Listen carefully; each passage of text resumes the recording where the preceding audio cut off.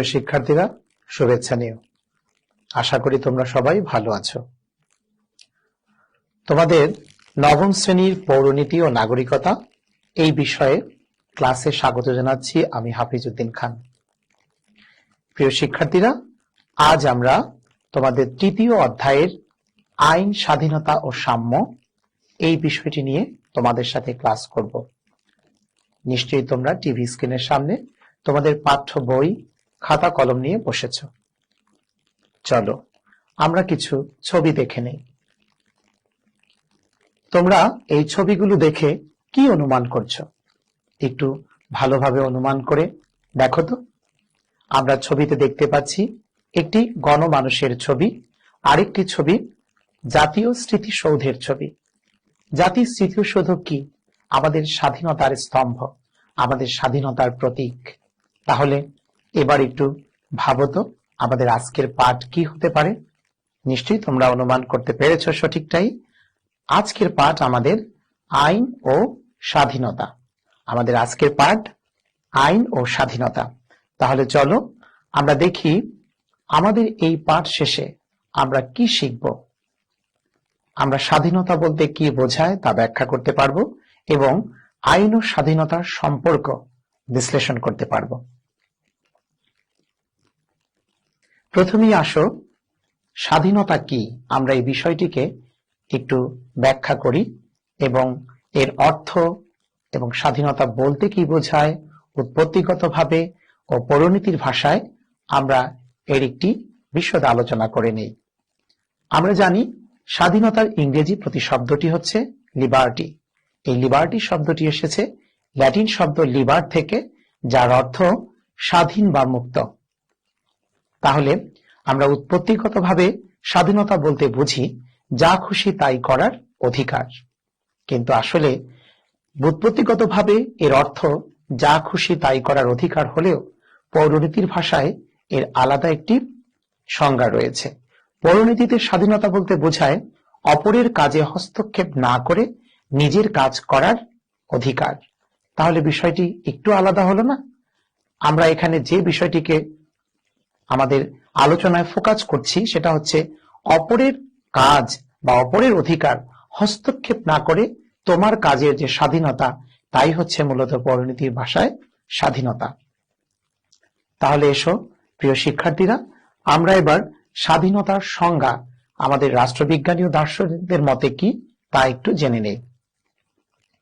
সমাজবিজ্ঞানী Herbert Spencer তিনি স্বাধীনতা বলতে বুঝিয়েছেন, স্বাধীনতা বলতে খুশি মতো কাজ করাকে বোঝায় যদি উক্ত কাজের দ্বারা অন্যের অনুরূপ কাজে বাধা সৃষ্টি না করা হয়। আমি আবারও হার্বার্ট স্পেন্সারের সংজ্ঞাটি বলছি। স্বাধীনতা বলতে খুশি মতো কাজ করাকে বোঝায় যদি উক্ত কাজের দ্বারা অন্যের অনুরূপ কাজে বাধা সৃষ্টি না করা হয়। এসো তাহলে আমরা দ্বিতীয় সংজ্ঞাটি জেনে নিই।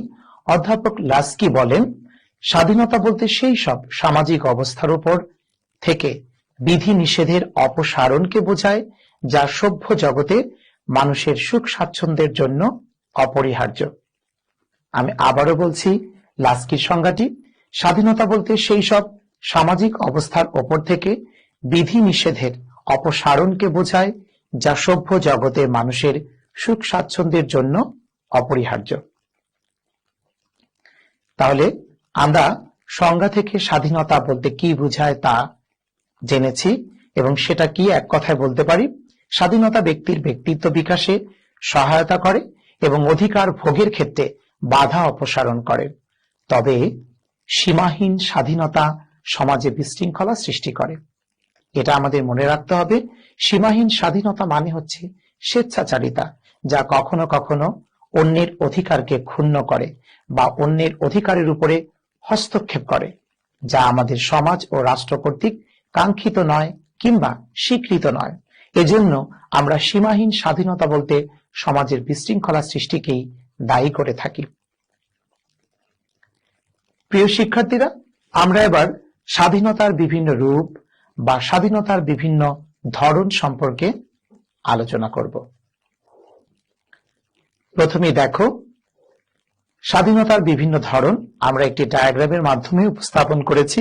প্রথমে ব্যক্তি স্বাধীনতা, দ্বিতীয় ধরনটি সামাজিক স্বাধীনতা, তৃতীয় ধরনটি রাজনৈতিক স্বাধীনতা, চতুর্থ ধরনটি অর্থনৈতিক স্বাধীনতা এবং পঞ্চম ধরনটি হচ্ছে জাতীয় স্বাধীনতা।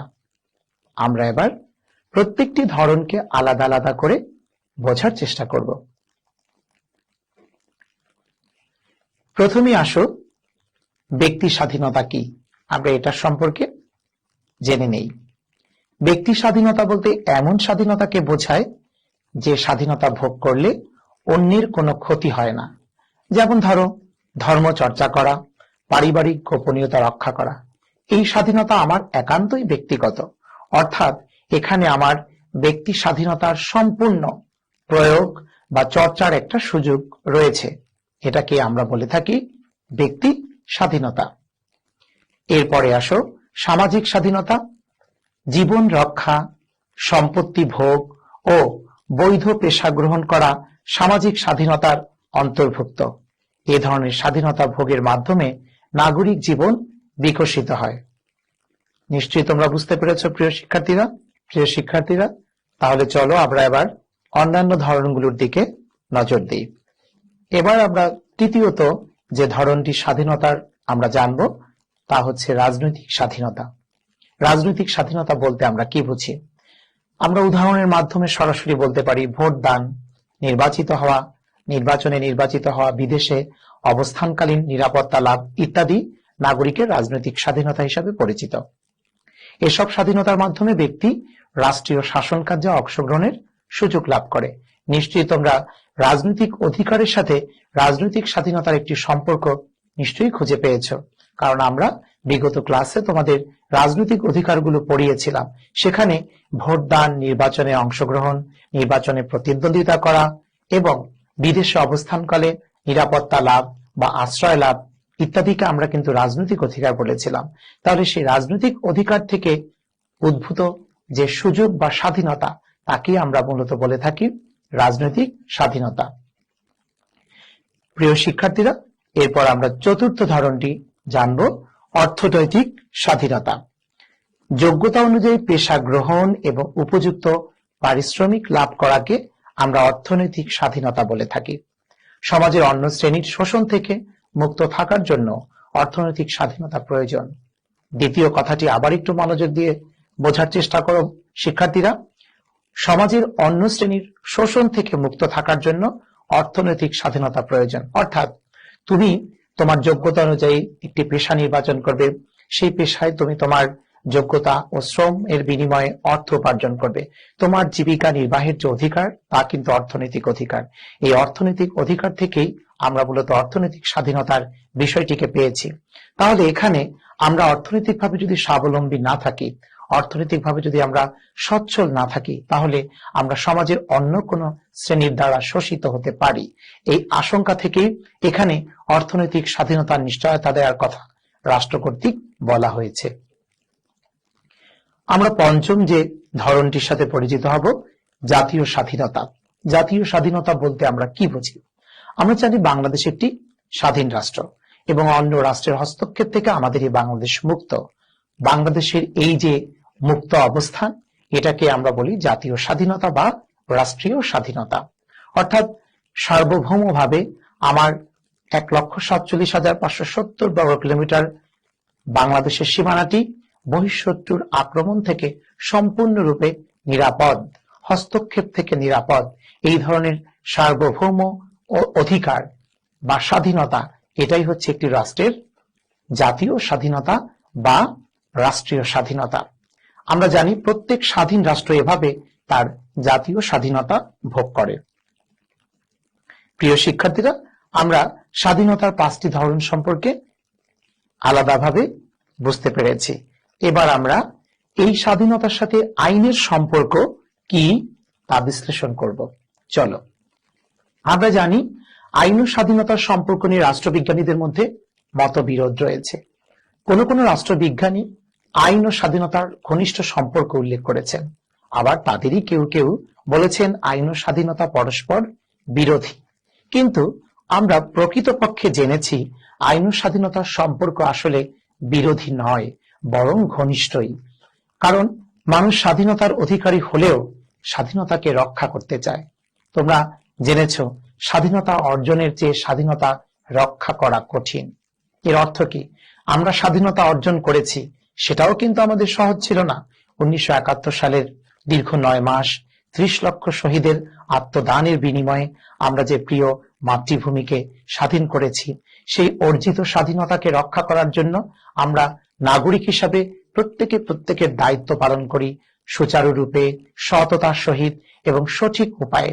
তার মধ্য দিয়েই আমাদের দেশের স্বাধীনতা আবার রক্ষা হয় এবং এই স্বাধীনতা কার্যকর হয়, অর্থবহ হয়। নিশ্চয়ই আমরা সকল নাগরিক সে ব্যাপারে সচেতন আছি।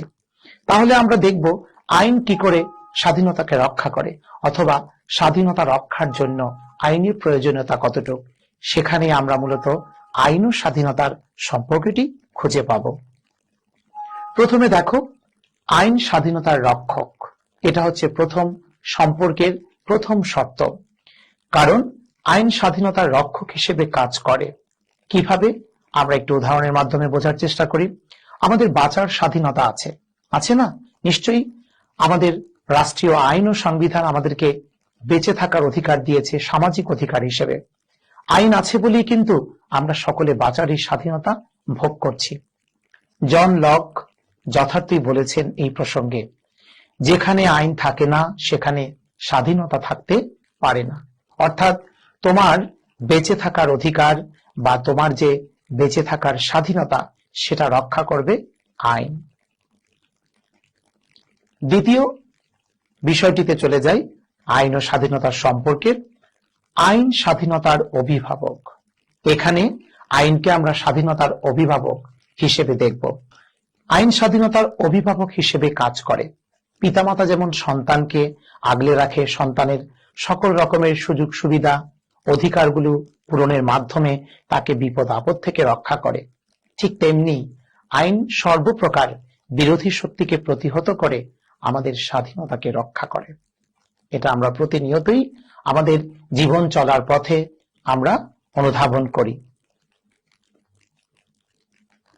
এরপরে আসো আইন স্বাধীনতার শর্ত। অর্থাৎ তোমাকে স্বাধীনতা ভোগ করতে হলে আইন থাকতেই হবে। কারণ আইন কিন্তু নিয়ন্ত্রণ করে আমাদের বাহ্যিক আচরণ। তাহলে এখানে আমরা কি দেখব? আইনের নিয়ন্ত্রণ আছে বলে সবাই স্বাধীনতা ভোগ করতে পারে। উইলবির মতে আইনের নিয়ন্ত্রণ আছে বিধায় স্বাধীনতা রক্ষা পায়। অর্থাৎ কখনো কখনো আমরা জানি সীমাহীন স্বাধীনতা স্বেচ্ছাচারিতায় পরিণত হয়।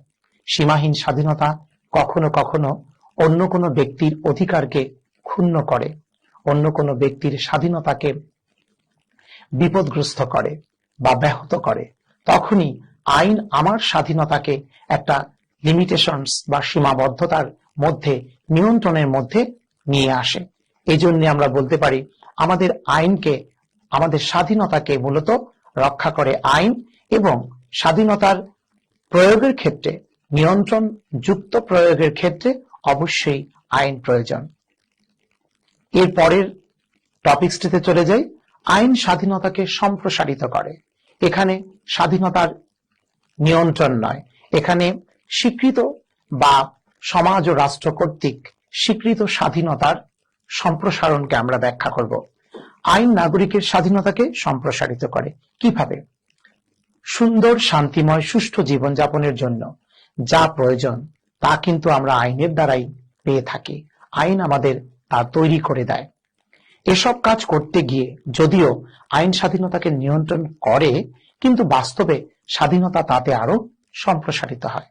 অর্থাৎ আমরা একটি স্বাধীনতাকে যখন নিয়ন্ত্রণের মধ্যে রেখে সমাজ ও রাষ্ট্র কর্তৃক স্বীকৃত অন্যের অধিকারকে ক্ষুণ্ণ না করে এমন স্বাধীনতা চর্চা করি, তখন সেই স্বাধীনতাটিকে আরো সম্প্রসারিত করার জন্য, সমাজে বিস্তৃত করার জন্য, অন্যের জন্য উদাহরণ হিসাবে প্রতিষ্ঠা করার জন্য আমরা আইনকে পাশে নিয়ে আসি। অর্থাৎ আমাদের স্বাধীনতা তখন সম্প্রসারিত হয় এই আইনের মাধ্যমে।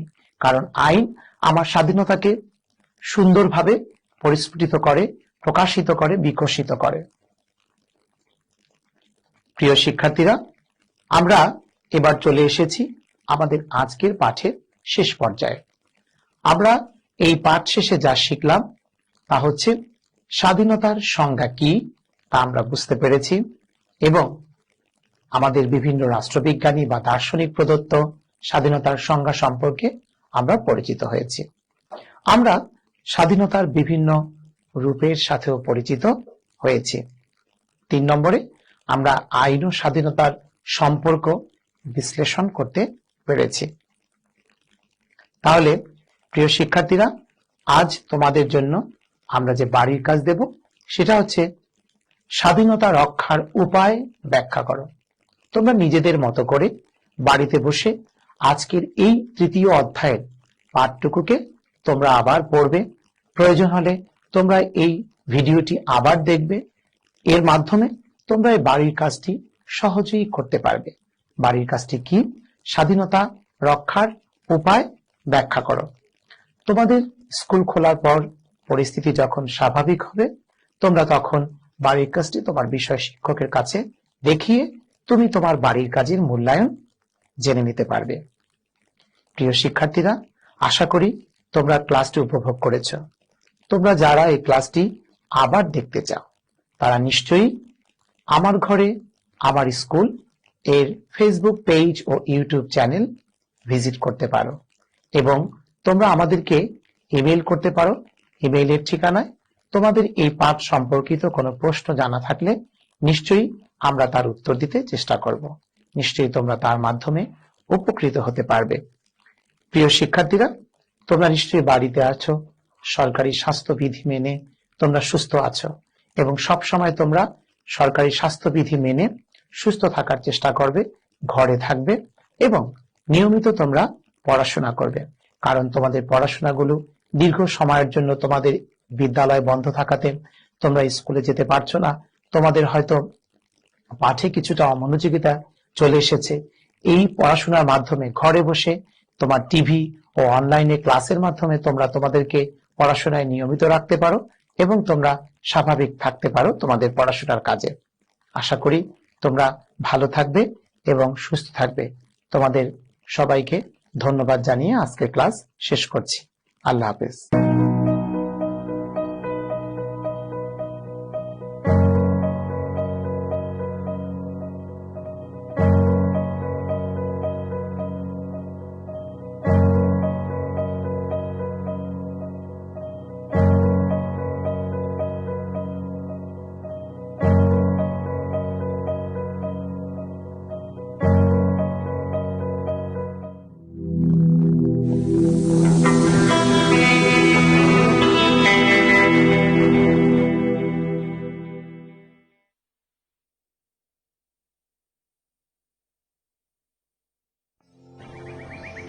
একজন থেকে আরেকজনে ছড়াবে, তার থেকে অন্যজনে, এর থেকে রক্ষা নাই। এই দেখ, এই বড় চাচা, আমরা কিন্তু একজন আরেকজনকে সুরক্ষিত রাখতে পারি দায়িত্বশীল হয়ে। বাইরে যাওয়ার সময় নিজে মাস্ক পরবো, অন্যকেও মনে করিয়ে দেবো।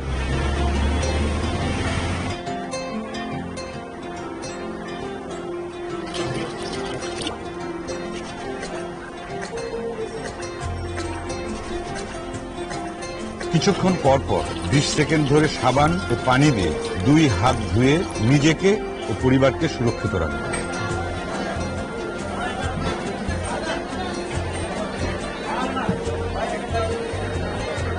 সবসময় অন্যদের থেকে কমপক্ষে 3 ফুট দূরত্ব বজায় রেখে একে অপরকে নিরাপদ রাখবো।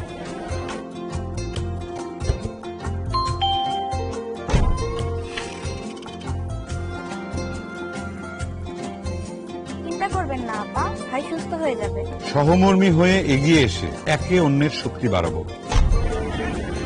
এভাবেই আমরা দায়িত্বশীলতার সাথে কাটিয়ে উঠতে পারবো এই দুঃসময়। আপনিও দায়িত্বশীল হয়ে নিজের ও অপরের সুরক্ষা নিশ্চিত করুন। একে অপরের সুরক্ষায় আমরা দায়িত্বশীল সবসময়।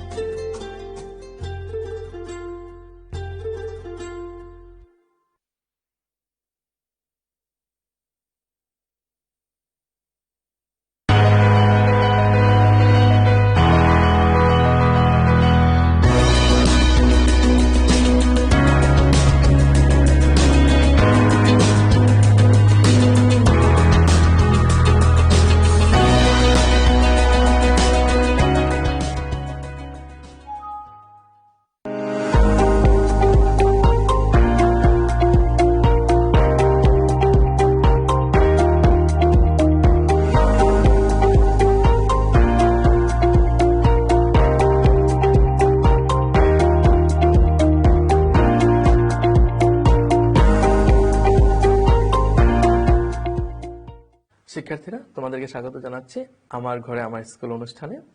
তোমাদের সাথে আছি আমি মোহাম্মদ সাইফুল ইসলাম। আশা করি তোমরা সকলেই ভালো আছো। আজকে আমরা নবম শ্রেণীর অর্থনীতি বিষয় নিয়ে আলোচনা করব। আজকের ক্লাসে আমরা যেটা দেখব সেটা হচ্ছে যোগান কাকে বলে এবং যোগান সূচি থেকে আমরা কি করে একটি যোগান রেখা অঙ্কন করতে পারি। যোগান আমরা ইংরেজিতে বলি সাপ্লাই। এটা ইকোনমিক অর্থনীতিতে খুব গুরুত্বপূর্ণ একটি টার্ম। এই চাহিদা এবং যোগান যদি আমরা খুব ভালো করে বুঝতে পারি তাহলে আমাদের অর্থনীতির অনেক বিষয় আমরা খুব সহজেই বুঝতে পারবো এবং আমরা সিদ্ধান্ত গ্রহণ করতে পারবো। শিক্ষার্থীরা, আজকের ক্লাসে আমরা দেখব যোগান কাকে বলে এবং কিভাবে আমরা একটি যোগান সূচি থেকে কি করে একটি যোগান রেখা অঙ্কন করতে পারি। শিক্ষার্থীরা, চলো তাহলে আজকে আমরা শুরু করি একটি যোগান কাকে বলে এবং একটি যোগান সূচি থেকে আমরা কি করে একটি যোগান রেখা অঙ্কন করতে পারি। যোগান বা সাপ্লাই বলতে আমরা আসলে কি বুঝি?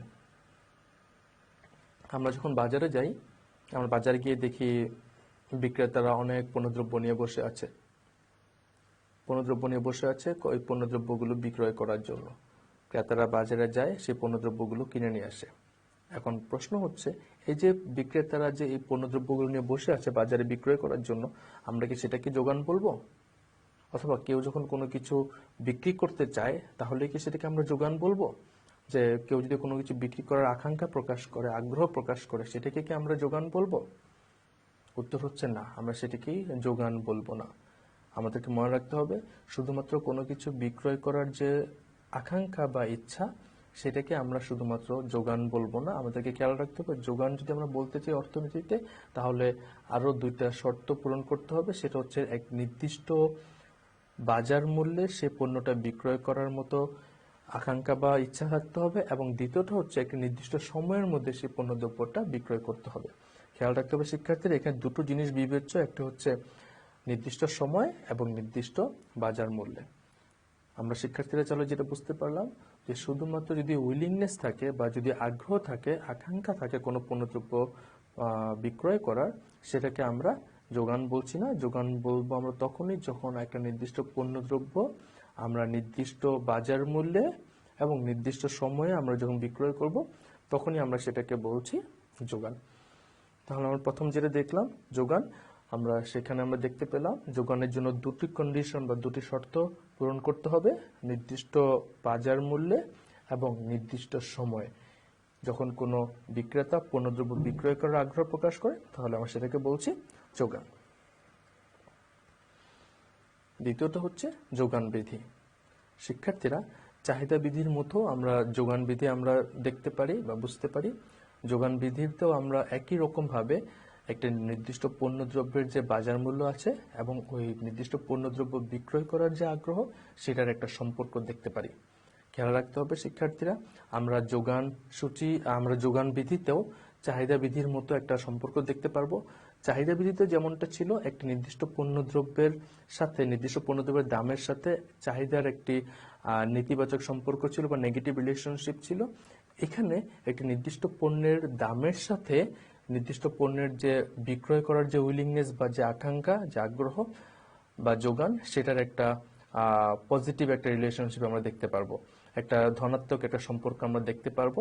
যে একজন বিক্রেতা একটা নির্দিষ্ট পণ্যের দাম যখন বাড়ে, তখন ওই নির্দিষ্ট পণ্যটা বেশি পরিমাণে উৎপাদন করতে চায় এবং বিক্রি করতে চায়।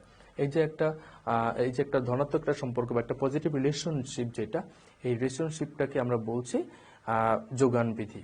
এখন প্রশ্ন হচ্ছে, কোনো নির্দিষ্ট পণ্যদ্রব্যের দাম বাড়লেই কি শুধুমাত্র ওই পণ্যদ্রব্যটা বেশি বেশি সেল করতে চাইবে বা বিক্রয় করতে চাইবে বিক্রেতারা? এখানে উত্তর হচ্ছে না, এই যোগান বিধিটা কিছু নির্দিষ্ট জিনিসের উপরে নির্ভর করে। চাহিদা বিধিটা যেমন কয়েকটা জিনিসের উপর নির্ভর করত, যোগান বিধিটাও কিন্তু কয়েকটা জিনিসের উপরে নির্ভর করে। এই জিনিসগুলো যদি একই রকম থাকে তাহলেই আমরা বলবো যে আমাদের যোগান বিধিটা কাজ করবে। আমরা খেয়াল করে দেখব যে জিনিসগুলোর উপর নির্ভর করে যোগান বিধিটা, সেই জিনিসগুলো হচ্ছে আমাদের উপকরণের দাম, আমরা যে প্রোডাক্টটা বা আমরা যে দ্রব্যটা উৎপাদন করেছি, সেই দ্রব্যটা উৎপাদন করার জন্য যে কাঁচামাল, সেই কাঁচামালের দামের উপর নির্ভর করছে। সেই দামগুলো যদি স্থির থাকে এবং তার সাথে সাথে হচ্ছে প্রযুক্তির যে ব্যবহার, ওই প্রযুক্তি যদি একই রকম থাকে, যদি প্রযুক্তি উন্নততর না হয় বা প্রযুক্তি অবনত না হয়, যদি একই রকম থাকে সেটা, এবং তার সাথে স্বাভাবিক সময় বিবেচিত হতে হবে, সময়টা একই রকম থাকতে হবে, তার সাথে অন্যান্য পারিপার্শ্বিক অবস্থাগুলো যদি একই রকম থাকে, তাহলেই আমরা দেখব যে আমাদের এই যোগান বিধিটা কার্যকরী হবে। যদি সবগুলো জিনিস, আমাদের যে প্রযুক্তি, আমাদের যে কাঁচামালের যে মূল্য এবং আমাদের অন্যান্য পারিপার্শ্বিক যে অবস্থা, সবগুলো জিনিস যদি একই রকম থাকে, তাহলেই আমরা দেখব কোন এক নির্দিষ্ট পণ্যদ্রব্যের দাম যখন বাড়বে তখন বিক্রেতা ওই পণ্যদ্রব্যটা বেশি বেশি উৎপাদন করতে চাইবে এবং বিক্রি করতে চাইবে। এবং যেহেতু পণ্যদ্রব্যটার দাম বাড়লে বিক্রেতা বেশি বিক্রি করতে চায় এই কারণ যদি দাম বাড়ে বাজারে, তাহলে ওই পণ্যদ্রব্যটা বিক্রয় করার ফলে তার মুনাফাও বেশি হবে এবং সে এখান থেকে বেশি লাভবান হবে। এই যে সে বেশি মুনাফা অর্জন করবে বা বেশি লাভবান হবে, এই যে একটা ইনসেন্টিভ বা এই যে একটা এই জিনিসটাই একজন বিক্রেতাকে পেট্রোনাইজ করে ওই যে নির্দিষ্ট দ্রব্যটা বেশি পরিমাণে উৎপাদন করতে এবং বেশি পরিমাণে বিক্রয় করতে। শিক্ষার্থীরা, যদি আমরা একটু উদাহরণ দিয়ে যদি আমরা একটু ব্যাখ্যা করি, ধরে নাও একজন বিক্রেতা সে যে পণ্যদ্রব্য উৎপাদন করছে, এই পণ্যদ্রব্য উৎপাদন করতে গিয়ে সে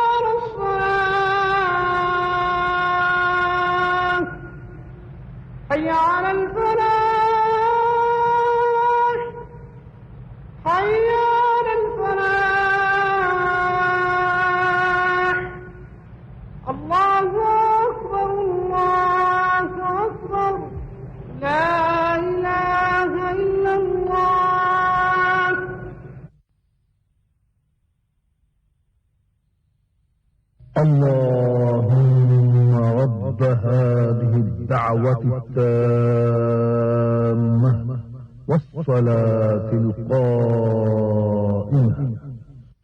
آت محمدا الوسيلة والفضيلة والدرجة الرفيعة وابعثه مقاما محمودا الذي وعدته إنك لا تخلف الميعاد। হে আল্লাহ, এই পরিপূর্ণ আহ্বান ও শাশ্বত নামাজের তুমি প্রভু। হযরত মুহাম্মদ সাল্লাল্লাহু আলাইহি ওয়াসাল্লামকে দান করো বেহেশতের সর্বোচ্চ সম্মানিত স্থান এবং সুমহান মর্যাদা, আর তাকে অধিষ্ঠিত করো শ্রেষ্ঠতম প্রশংসিত স্থানে, যার প্রতিশ্রুতি তুমি তাকে দিয়েছ। নিশ্চয়ই তুমি প্রতিশ্রুতির ব্যতিক্রম করো না।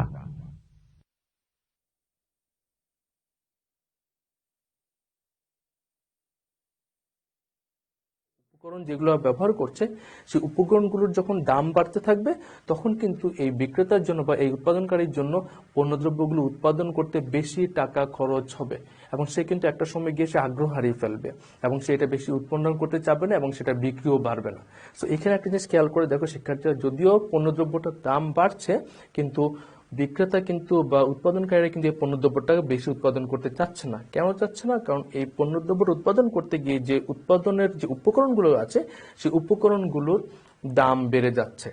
তো শিক্ষার্থীরা আমরা যেটা বুঝতে পারলাম যে এই কোনো পণ্যদ্রব্যের যে যোগানের যে বিধি, যোগান বিধির মধ্যে আমরা দেখলাম যে পণ্যদ্রব্যটার দাম এবং যোগানের যে সম্পর্ক সেটা ধনাত্মক সম্পর্ক হতে পারে, তবে খেয়াল রাখতে হবে এই ধনাত্মক সম্পর্কটা নির্ভর করবে বা তখনই অ্যাপ্রোপ্রিয়েট ভাবে কাজ করবে যখন আমাদের অন্যান্য বিষয়গুলো একই রকম থাকবে।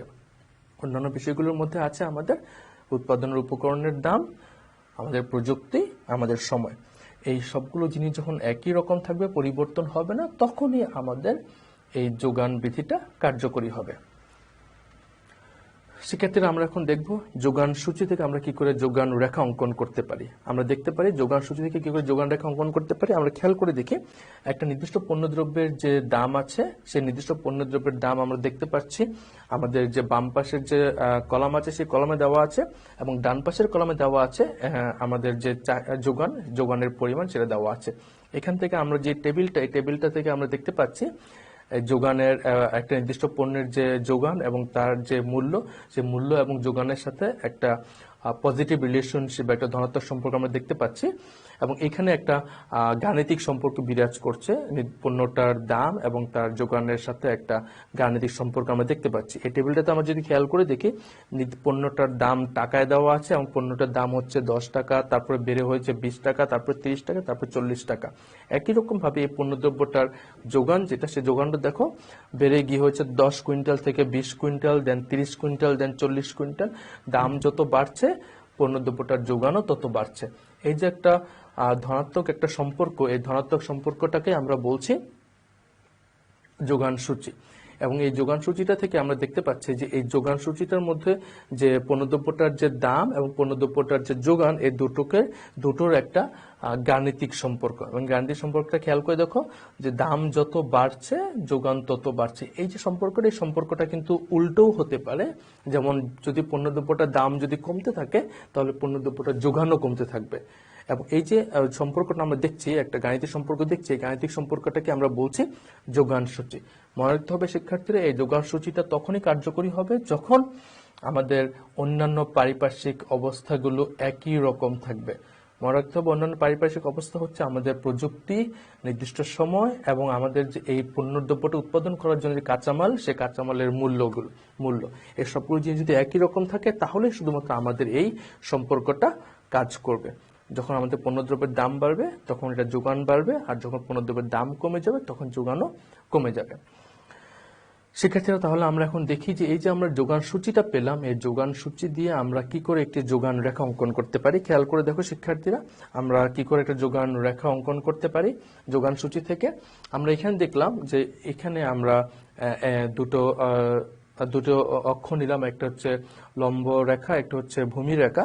লম্ব রেখা যেটা OY যেটা, সেই লম্ব রেখায় আমরা দেখতে পাচ্ছি দ্রব্যটার দাম দেওয়া আছে টাকায়। এখানে আমরা খেয়াল করে দেখছি দ্রব্যটার দাম হচ্ছে আমাদের 10 টাকা, 20 টাকা, 30 টাকা, 40 টাকা করে দেওয়া আছে।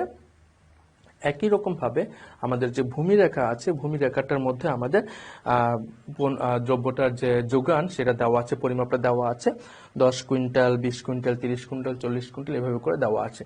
এখন আমরা যেটা করব, আমরা যে মূল্যগুলো পেলাম বা আমরা যে ম্যাথামেটিক্যাল যে ভ্যালুসগুলো পেলাম, গাণিতিক যে পরিমাপগুলো পেলাম, সেই গাণিতিক পরিমাপগুলোকে আমরা আমাদের এই রেখাতে আমরা বসাবো।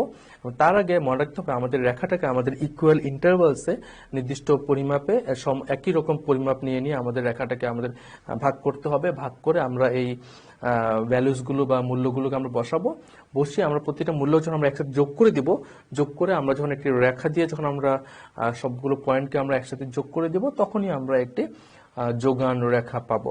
খেয়াল করে দেখো শিক্ষার্থীরা, যোগান রেখাটা হচ্ছে ঊর্ধ্বমুখী, বাম দিক থেকে ডান দিকে ঊর্ধ্বমুখী হয়েছে।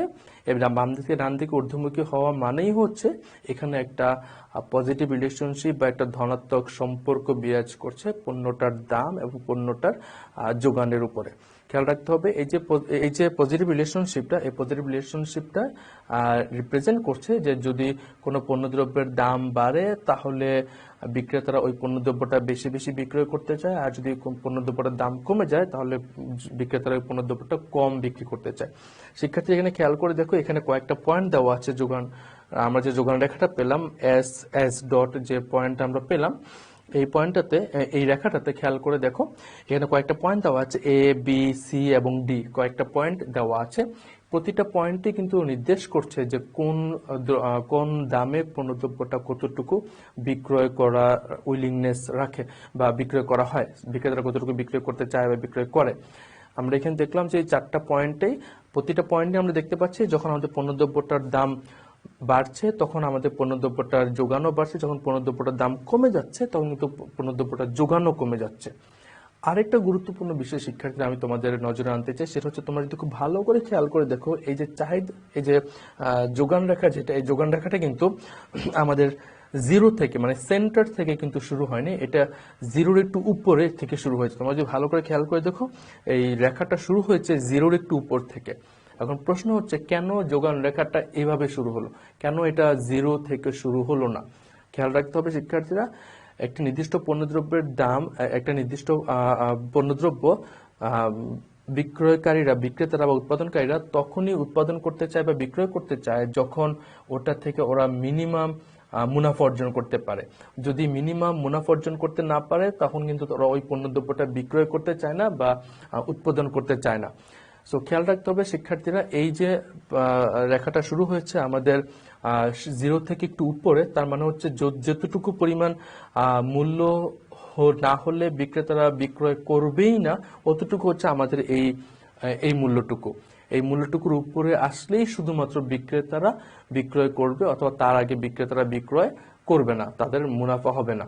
তার মানে আসলে কি যে একটা যোগান রেখা কখনোই আমাদের জিরো থেকে বা সেন্টার থেকে শুরু হবে না, তার একটু উপর থেকে শুরু হবে। এই কারণে যে একটা পণ্যের যে দাম, সেই দামটা মিনিমাম একটি দাম যদি বিক্রেতারা না পায় তাহলে ওরা এই পণ্যটা বিক্রয় করবে না বা বিক্রয় করার আগ্রহ হারিয়ে ফেলবে। তো শিক্ষার্থী, আমরা আজকের যে সেই আলোচনা থেকে আমরা দেখতে পেলাম যে কি করে আমরা একটি যোগান সূচি থেকে একটি যোগান রেখা অঙ্কন করতে পারি। তার আগে আমরা খেয়াল করে দেখে আমরা আজকের ক্লাসে টোটাল 4টে জিনিস আমরা শিখতে পেলাম। প্রথমটা হচ্ছে আমাদের যোগান কাকে বলে। মনে রাখতে হবে যোগান কখনোই আমাদের শুধুমাত্র আকাঙ্ক্ষা বা আগ্রহ না, আমাদেরকে মনে রাখতে হবে একটি নির্দিষ্ট পণ্য বিক্রয় করার যে বাজার মূল্য আছে সেই বাজার মূল্য এবং নির্দিষ্ট সময়ের মধ্যে আমাদের এটাকে বিক্রয় করার যে আগ্রহ সেটাকে আমরা যোগান বলছি। দ্বিতীয়ত আমরা শিখলাম আমাদের যোগান বিধি কাকে বলে। যোগান বিধিতে আমরা শিখলাম যে একটা নির্দিষ্ট পণ্যদ্রব্যের দাম যখন বাড়বে তখন যোগানও বাড়বে, যখন দাম কমে যাবে তখন যোগানও কমে যাবে। তবে খেয়াল রাখতে হবে এখানে অন্যান্য পারিপার্শ্বিক যে বিষয়গুলো আছে সেই পারিপার্শ্বিক বিষয়গুলো স্থির থাকতে হবে।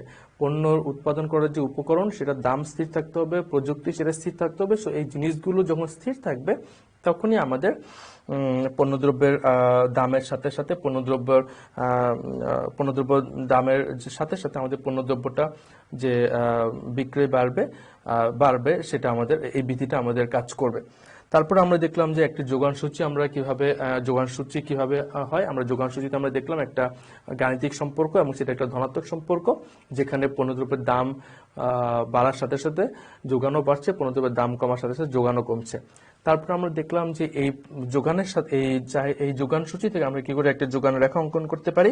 যোগান রেখাটা আমরা যখন অঙ্কন করলাম তখন আমরা দেখলাম যে যোগান রেখাটা হচ্ছে একটা ঊর্ধ্বমুখী রেখা এবং এই ঊর্ধ্বমুখী রেখা আমাদেরকে বোঝাচ্ছে, আমাদেরকে দেখাচ্ছে যে পণ্যের দাম এবং পণ্যটার যোগানের সাথে একটা পজিটিভ রিলেশনশিপ বা একটা ধনাত্মক সম্পর্ক বিরাজ করছে। এবং আরেকটা গুরুত্বপূর্ণ পয়েন্ট আমরা এখানে খেয়াল করে দেখলাম যে একটা যোগান রেখা কখনোই সেন্টার থেকে বা জিরো থেকে শুরু হয় না, এটা শুরু হয় জিরোর একটু উপর থেকে। তার মানে নির্দেশ করছে যে একটা পণ্যদ্রব্যের মিনিমাম যে দাম সেই দামটুকু যদি না পায় তাহলে বিক্রেতারা ওই পণ্যদ্রব্যটা বিক্রয় করতে চায় না বা বিক্রয় করে না। কারণ ওই নির্দিষ্ট পরিমাণ দাম না হলে তার মানে হচ্ছে ওই পরিমাণ দাম না হলে বিক্রেতাদের জন্য প্রফিট হয় না এবং ওরা ওইটা বিক্রয় করতে চায় না। শিক্ষার্থীরা, তাহলে আমরা আজকের ক্লাস থেকে এই 4টা জিনিস বুঝতে পারলাম। আশা করি তোমরা এই 4টা জিনিস বুঝতে পেরেছো, যোগান কাকে বলে, যোগান বিধি কাকে বলে বুঝতে পেরেছো, এবং কিভাবে যোগান সূচি থেকে একটা যোগান রেখা অঙ্কন করতে পারো সেটা তোমরা বুঝতে পেরেছো। আজকের আলোচনা শেষে তোমাদের জন্য একটা হোমওয়ার্ক আছে, সেটা হচ্ছে যোগান কাকে বলে এবং একটি কাল্পনিক যোগান সূচি থেকে যোগান রেখা অঙ্কন করো। তোমরা নিজেরা একটা কাল্পনিক যোগান সূচি তৈরি করতে পারো এবং সেই যোগান সূচিটা থেকে তোমরা একটি যোগান রেখা অঙ্কন করতে পারো, অথবা তোমরা বইতে যে যোগান সূচি দেওয়া আছে সেই যোগান সূচিটা থেকে তোমরা একটা যোগান রেখা অঙ্কন করতে পারো। শিক্ষার্থীরা, আশা করি তোমাদের কাছে পরিষ্কার হয়েছে যোগান এবং যোগান বিধি এবং যোগান সূচি, যোগান রেখা কি করে অঙ্কন করতে হয়। আশা করি আমার ক্লাসটা তোমাদের ভালো লেগেছে এবং তোমরা যদি পুনরায় আমার ক্লাসটা দেখতে চাও বা যোগান সম্পর্কে যদি আরো ভালো করে তোমরা বুঝতে চাও, তোমরা তাহলে কিশোর বাতায়ন এবং আমার ঘরে আমার স্কুলের ফেসবুক পেজ এবং ইউটিউব চ্যানেলে তোমরা দেখতে পারবে। এবং আমি আশা করব আমার ক্লাসটা দেখার পরে তোমরা তোমাদের ফ্রুটফুল বা ফলপ্রসূ মতামতগুলো বা গুরুত্বপূর্ণ মতামতগুলো আমাদেরকে ইমেল করবে, আমাদেরকে জানাবে। তোমরা প্রত্যেকেই ভালো থেকো। ধন্যবাদ সকলকে, ধন্যবাদ।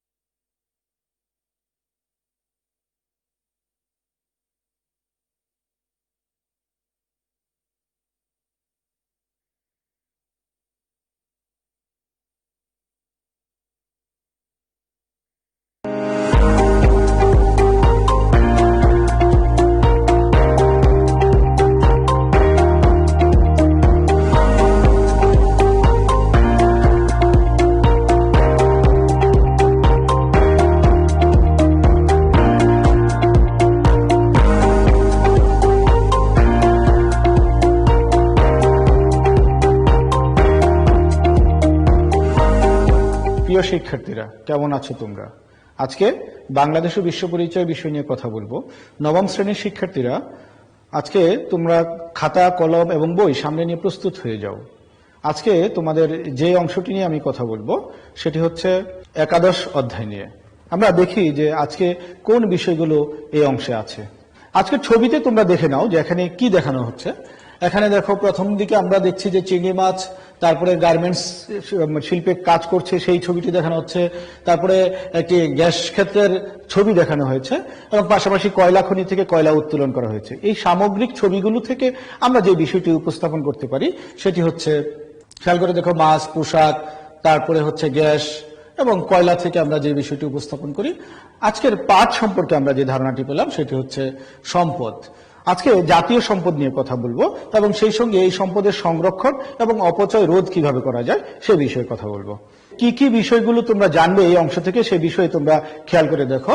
জাতীয় সম্পদ কি তা বলতে পারবে, সম্পদের শ্রেণী বিভাগ করতে পারবে তোমরা, জাতীয় সম্পদের উৎস বলতে পারবে এবং সেই সঙ্গে জাতীয় সম্পদ সংরক্ষণ এবং অপচয় রোধে তোমরা কিভাবে ভূমিকা রাখতে পারো সেই বিষয়টি তোমরা জানবে। শুরুতে আমরা দেখি, আবার কতগুলো ছবি দেখছি। ছবি দেখে কি বোঝা যায় সেটি হচ্ছে, সম্পদ সম্পর্কে একটি সংজ্ঞা দেওয়ার আগে আমরা দেখি যে সাধারণভাবে বলা হয়ে থাকে অর্থ, জমি জমা, ঘরবাড়ি, নানা রকম প্রয়োজনীয় দ্রব্য সামগ্রীকে আমরা সম্পদ বলে থাকি। অর্থাৎ বাবা মাও আমাদেরকে বলে থাকে তোমরাই আমাদের সম্পদ। কিন্তু অর্থনীতিতে সম্পদ বলতে যা বোঝায় যে অর্থনীতিতে কোনো বস্তু বা দ্রব্যকে সম্পদ বলতে হলে সেই বস্তুর উপযোগ থাকতে হবে, অপ্রাচুর্যতা থাকতে হবে, বাহ্যিকতা থাকতে হবে এবং তার হস্তান্তরযোগ্যতা থাকতে হবে। তাহলে কোনো বস্তু বা দ্রব্যকে যদি সম্পদ বলতে